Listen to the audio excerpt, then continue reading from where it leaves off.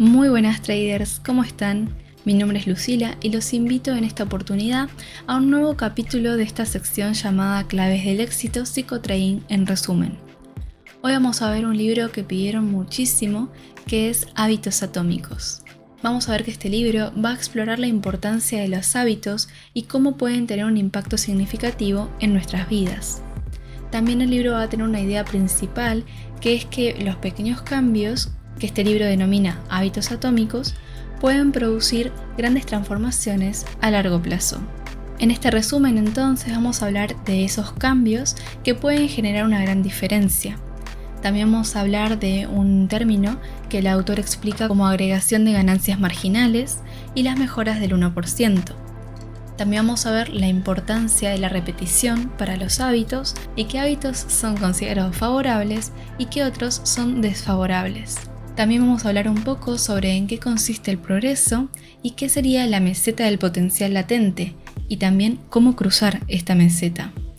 Por último vamos a ir viendo las diferencias entre construir una meta y construir un sistema y por qué solamente quedarte con las metas es insuficiente. Entonces, empecemos. El autor va a comenzar su libro hablándonos acerca de un grupo de ciclismo británico que había tenido un desempeño negativo en las pruebas en las que habían participado. Entonces, para cambiar esta racha negativa, lo que hace el equipo es contratar un nuevo director. Este nuevo director trabajaba a través de una filosofía llamada agregación de ganancias marginales. Y la idea principal de esta filosofía es que hay que generar un pequeño margen de mejora en cada aspecto de una actividad. Entonces lo que fue haciendo el director es ir cambiando poco a poco cuestiones muy pequeñas, como por ejemplo la vestimenta que usaban los ciclistas al competir, los materiales con los que estaban hechas las bicicletas que usaban para la competencia e incluso el entrenamiento que tenía cada uno de los ciclistas. Entonces, volviendo con esto de las ganancias marginales, la idea principal sería aislar los aspectos de una actividad u objetivo, mejorando el 1% de ese aspecto. Y así se podrían obtener mejoras considerables. La cuestión es que el director pudo hacer esas pequeñas mejoras que se fueron acumulando, haciendo que los resultados favorables para el equipo llegaran con mucha rapidez. Y ahora te puedes estar preguntando por qué las mejoras pequeñas dan tan grandes resultados. El tema de las mejoras del 1% es que en el momento son apenas perceptibles, pero en el largo plazo terminan siendo muy significativas. Acá podemos pensar en la típica metáfora de la bola de nieve que comienza siendo chiquitita en un principio y cuanto más se va desarrollando en el tiempo y más va bajando en la montaña, se va haciendo cada vez más grande y más pesada. Lo mismo podemos pensar con nuestros hábitos. Lo que empieza como una pequeña ganancia o pérdida con respecto a los hábitos que tenemos, se va acumulando en el tiempo y se convierte en algo más grande. Pensá en un hábito malo y pensá en un hábito bueno. Cómo se van convirtiendo en parte de tu personalidad a medida que pasa el tiempo y cada vez se hace algo más grande en tu vida. Una idea que me pareció muy interesante para destacar también en este libro es que los hábitos son el interés compuesto de la superación personal. Para aclarar por si alguien no sabe lo que es el interés compuesto, es esto que se produce cuando ganas interés no solo sobre la cantidad inicial de dinero que vos invertís, sino también sobre los intereses que vas acumulando en el tiempo. Lo mismo pasa con los hábitos. Otro concepto muy interesante que trae el autor es la importancia de la repetición. Así como el dinero se multiplica por el interés compuesto, podemos decir que los efectos de los hábitos se multiplican en la medida que los repitamos cada día. Entonces, en relación con estos hábitos, me gustaría que pensemos una pregunta, que sería si te están llevando hacia un camino de éxito. El autor nos dice que es mucho más importante la trayectoria que tenemos en el presente que todos aquellos resultados que hubiéramos alcanzado hasta el día de hoy. Después va a hacer una diferenciación entre hábitos favorables y desfavorables. Vamos a empezar con los primeros. Tendríamos, por ejemplo, el primer concepto que sería la productividad. Esto lo relacionamos con terminar una tarea, que lo podemos ver como un pequeño logro sin más. El tema es que se van a ir acumulando esos pequeños logros en el largo plazo. Y podrías preguntarte qué beneficio tiene tener como hábito la productividad. Bueno, el principal beneficio es la automatización de una tarea.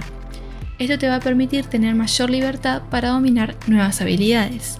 Pensá qué pasaría si tuvieras que estar enfocado al 100% en cada actividad que haces. No tendrías tiempo para desarrollar nuevas habilidades, nuevas cuestiones que te interesan. En segundo lugar, tenemos como hábito al conocimiento. Esto quiere decir que tenemos que mantener el compromiso de aprender algo nuevo. El conocimiento y el aprendizaje se van acumulando y te van a ir potenciando en el tiempo. El tercer término o hábito que el autor propone como favorable es el de las relaciones sociales. Esto surge de la idea de que estamos en constante interacción con otras personas. Esto lo que va a ir formando es una red amplia y duradera de esas conexiones. Lo que tenemos que hacer es procurar formar vínculos que nos permitan avanzar y nos potencien. Después de haber hablado sobre los hábitos favorables, el autor nos va a hablar sobre los hábitos que son considerados desfavorables. En primer lugar, como te imaginarás, tenemos al estrés. Esto se relaciona con que nuestro cuerpo no está diseñado para soportar grandes niveles de estrés durante un periodo demasiado largo. Esto es lo que llamamos después estrés crónico, que puede provocar problemas de salud. Recordá que en este canal hay videos de estrés, hablamos un poco sobre esta diferenciación entre el estrés agudo y el estrés crónico. En segundo lugar, el hábito que tendríamos que evitar, ya que es desfavorable, es cultivar los pensamientos negativos. Los pensamientos van a ir condicionando la forma en la que interpretamos la vida. Entonces, según el autor, un pensamiento queda atrapado en una especie de loop o círculo vicioso del que nos es difícil salir. En este sentido, tendríamos que revisar cómo son nuestros pensamientos, si son más negativos o si tienden más a algo más positivo o neutral, incluso objetivo. Por último, tenemos como hábito desfavorable a la indignación. Esto se produce cuando hay agresiones y afectaciones repetidas que se van multiplicando hasta que un acontecimiento detona tus límites. Luego de pasar por esta puntualización de hábitos favorables y desfavorables, vamos a tener una siguiente pregunta, que sería ¿en qué consiste el progreso? El autor va a contestar a esto diciendo que los grandes logros surgen a partir de una serie de acontecimientos anteriores que se van acumulando y que solo después desencadenan una transformación significativa. Los hábitos funcionarían de igual manera, es decir, que pareciera que no provocan ningún cambio hasta que se alcanza un punto crítico y ahí se desencadena un nivel superior de desempeño. Muchas veces imaginamos el progreso como una cuestión lineal y constante, como si fuera un gráfico que va solo de manera ascendente. El tema es que el progreso en la realidad es cambiante, no es algo constante e incluso puede tener retrasos. Siguiendo con esta idea de tener que acumular ciertos logros para desencadenar una transformación significativa, vamos a decir que los hábitos que realmente van a generar un cambio deben pasar por un punto llamado meseta del potencial latente. Esto de la meseta es una fase en la que los hábitos están en desarrollo y aún no han alcanzado su pleno potencial. Es este el momento crítico en el proceso de formación de hábitos, porque estaríamos acumulando esas pequeñas mejoras y construyendo una base sólida para que se dé un cambio duradero.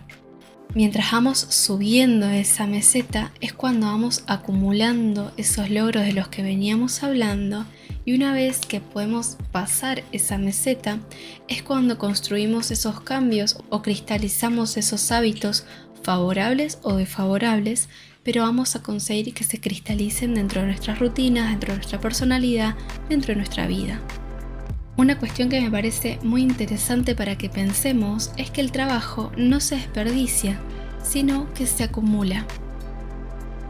El autor también nos va a decir que tendríamos que poder cruzar esa meseta del potencial latente. Para esto nos vamos a olvidar un poco de las metas y nos vamos a enfocar más en los sistemas. Ahora vamos a ver la diferenciación entre ambos. Vamos a empezar con las metas. La meta sería el resultado que queremos obtener. Esto quiere decir que no es que la meta no sea importante, sino que establece una dirección. Vos pensás en algún objetivo, en alguna meta que quisieras lograr, la escribís, la pegás en tu habitación y eso es lo único que haces. Así porque sí, no vas a conseguir llegar a esa meta, sino que tenés que establecer un sistema. Vamos a ver lo que es esto. El sistema es el proceso que seguimos para alcanzar ese resultado y es lo que realiza el verdadero progreso. Volviendo a lo que decíamos antes de por qué las metas no son suficientes, vamos a recorrer ciertos puntos que nos plantea el autor. En primer lugar, tendríamos que la meta siempre estuvo ahí. Es esto que te digo de plantearte una meta y ya saber de antemano a dónde quieres llegar, pero es necesario que implementemos un sistema de pequeñas mejoras para alcanzar ese resultado. Solo con la meta no nos basta. Después tenemos otro tema que sería la meta y el cambio momentáneo. Algunas veces podemos llegar a una meta generando un cambio momentáneo, pero si mantenemos los mismos malos hábitos que teníamos antes de llegar a esa meta, pronto vamos a volver a un punto cero. Vamos a seguir persiguiendo un resultado porque nunca cambiamos el sistema que hay detrás. El autor nos pone como ejemplo el tema de ordenar una habitación. Quizás vos podés llegar a lograr esa meta en una hora, en unos minutos, haciendo un pequeño cambio que sería ordenar ese día y ya está. El tema es que si vos seguís con los malos hábitos de ser una persona desorganizada o tirar las cosas por ahí, lo que va a pasar es que pronto vas a volver a un punto cero donde la habitación va a volver a estar desordenada y vas a tener que arrancar de vuelta. Lo que sería bueno sería cambiar ese sistema de desorganización que hay detrás de, por ejemplo, un cuarto desordenado. Este es un pequeño ejemplo que nos da el autor, pero llévalo a cualquier aspecto de tu vida. Otra limitación que tienen las metas es que restringen la felicidad. Si pensamos únicamente en las metas, posponemos nuestra felicidad hasta alcanzarlas. Así creamos una mentalidad de conflicto que nos hace creer que si alcanzamos la meta, todo es un éxito. Pero imagínate qué pasa si falláramos o si tuviéramos que postergar la realización de una meta. Lo vamos a ver como un fracaso. Esta mentalidad es la que espera hasta el desenlace y no puede disfrutar del proceso. Una cuarta limitación o cuestión es la relación entre las metas y el progreso a largo plazo. El camino del progreso no se trata de alcanzar metas aisladas. Si construís un sistema, en lugar de centrarte solo en la meta, tu propósito va a seguir en juego. Para destacar la idea central entonces de este libro, vamos a decir que la clave será construir un sistema de hábitos atómicos. Estos hábitos atómicos, recordá que son aquellos pequeños cambios del 1%, como habíamos visto al principio del resumen. Estos pequeños cambios, este 1%, entonces, es una fuente de un poder increíble, un poder de cambio. Esta es la idea central de este libro que quiero que quede bien clara y vamos a seguir desarrollando en los resúmenes siguientes. Recordá que en la descripción dejamos un link para que puedas acceder al material, al PDF que hicimos sobre este libro. Recordá comentar qué te pareció este resumen y qué otros libros te gustaría que trabajemos en el canal. Desde Pipsología te deseamos un buen trading y recordá, la transformación está en tus manos.